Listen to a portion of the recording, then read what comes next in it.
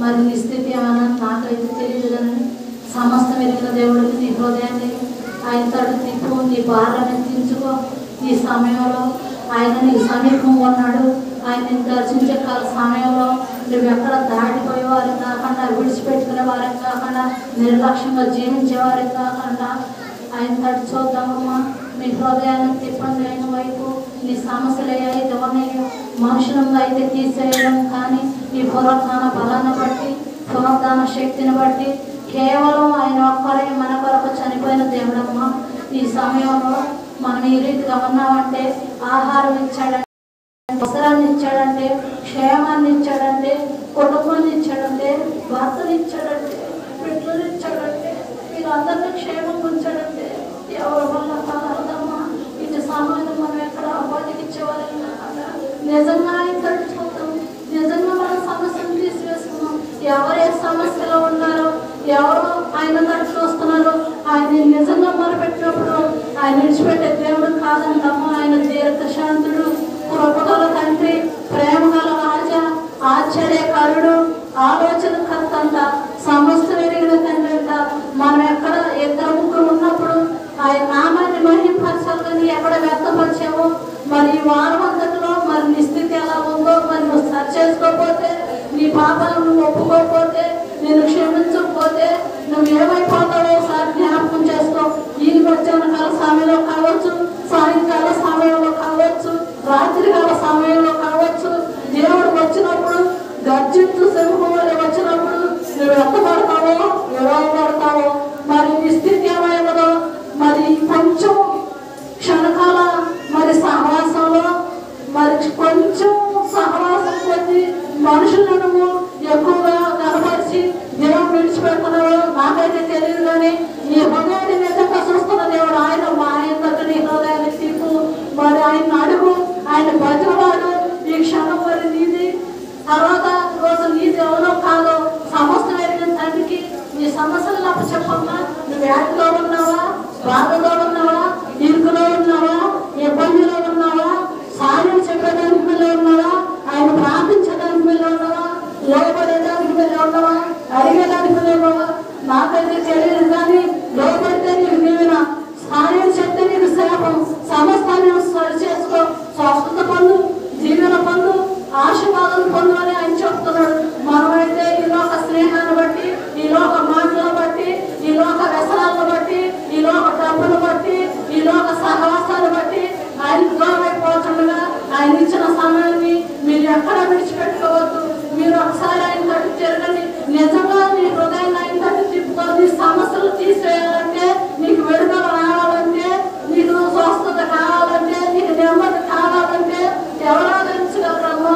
తల్లి కొండునా, తండ్రి కొండునా అలాంటి ప్రేమ, స్నేహితులు కొండునా, బంధువులు కొండునా అలాంటి ప్రేమ. చిన్న గాయం చేస్తే తట్టుకోలేం, చిన్న మాట అంటే తట్టుకోలేం.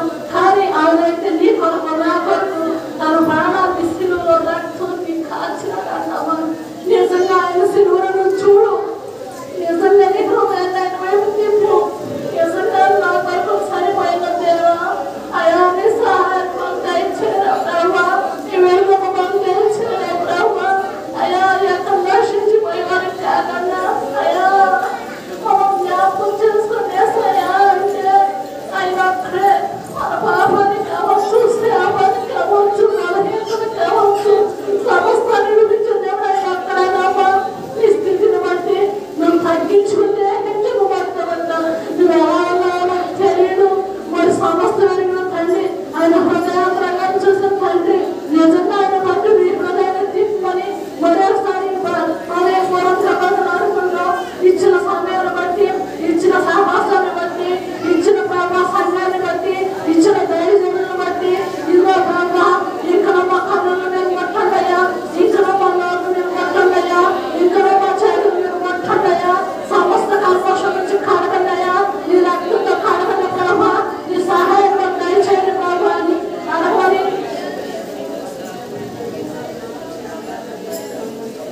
గొప్ప దేవుడు అయ్యా, ఆలోచన కర్తవయ్యా. అయ్యా మమ్మల్ని పిలుచుకున్న పిలుపు మేరకు, అయ్యా మమ్మల్ని ఏర్పరచుకున్న ఎన్నిక మేరకు, అయ్యా నీ పనికి వచ్చే వారికి మీరు మేము సహాయం చేయండి. ఆయన నీ సమీపంగా ఉన్నాడమ్మా. నువ్వు చేయబట్ట పట్టుకుంటే ఆయన నీ సమస్య ఏదైనప్పటికీ అయ్యా నేను విడిపించాలని నన్ను దగ్గరగా ఉన్నాడు. మరి నువ్వు ఎలా ఉన్నావో ఆయన చేయి పట్టుకునేదానికి వెళ్ళి ఉన్నావా, ఆయన మాదాలు పట్టుకునేదానికి వెళ్ళి ఉన్నావా, నీ సమస్యలు తీసుకుని విడిచిపెట్టుకునేదానికి వెళ్ళి ఉన్నావా, మళ్ళా ఎత్తుకుని వెళ్ళిపోయేదానికి వెళ్ళి ఉన్నావా, జ్ఞాపకం చేసుకో, పరిగెత్తుకో. ఎలాంటి స్థితి అయినా ఆయనైతే రక్తస్రావం స్త్రీలు ముట్టిన దేవుడు, ఆయనైతే మన్న భయంలో పాడిన బిడ్డలు ముట్టిన దేవుడు, ఆయనైతే గుడ్డివాళ్ళు ముట్టిన దేవుడు, ఆయనైతే కుంటివాళ్ళు ముట్టిన దేవుడు, ఆయనైతే అంగహీనులు ముట్టిన దేవుడు,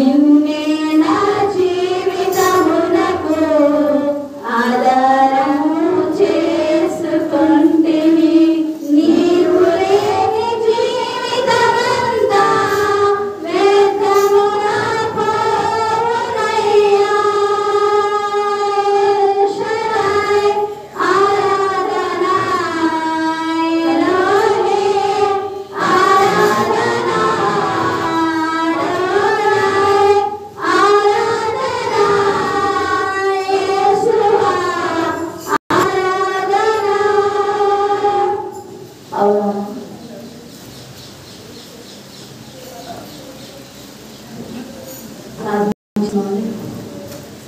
పరిశుద్ధ మహానదుల మహాగణుడ జీవం కలిగిన మా యేసయ్య అయా ఇంతవరకు ప్రభా ఈ పొందుతున్న బలాన్ని బట్టి శక్తిని బట్టి ఆరోగ్యాన్ని బట్టి ఆశను బట్టి మేము ఇంకనూ ప్రభా ఎన్నడూ ప్రభా కృంగిపోయే వారిని కాకుండా మా మార్గాలు మా అవస్థలలో వైద్యులుగా వచ్చిన మమ్మల్ని స్వస్థపరిచిన తండ్రి మా మార్గాల్లో మమ్మల్ని లేవనెత్తిన తండ్రి నీలా ఎవరు ప్రేమించగలరయ్యా నిన్ను కోరిన వారెవరయ్యా మేలు చేయు దేవుడు నువ్వు కదా ప్రభా నేను నమ్ముకున్నప్పుడు ప్రభా అయ్యా మీరు మా జీవితానికి అలాగే ఆధారం చేసుకుంటే సహాయం చేయండి నువ్వు లేని జీవితం అంతా వ్యర్థంగా పోతుంట ప్రభా అలాగే గుర్తు ఉన్నప్పుడు అలాగే ప్రభా మాకు చూశారంట మీరు మా కన్నీటిని తుడిచారంటయ్యా తండ్రి బాబు వాళ్ళకి కాచారంటయ్యా కరుణతో నడిపించారంటయ్యా అయ్యా నీ సహాయంతో మమ్మల్ని ఎంతవరకు నడిపించి తండ్రి కాచిన తండ్రి అయ్యా మేమందరూ నీకు రుణగ్రస్తులు ప్రభా ఇచ్చిన సమయాన్ని బట్టి ప్రభా నీకే చెల్లించు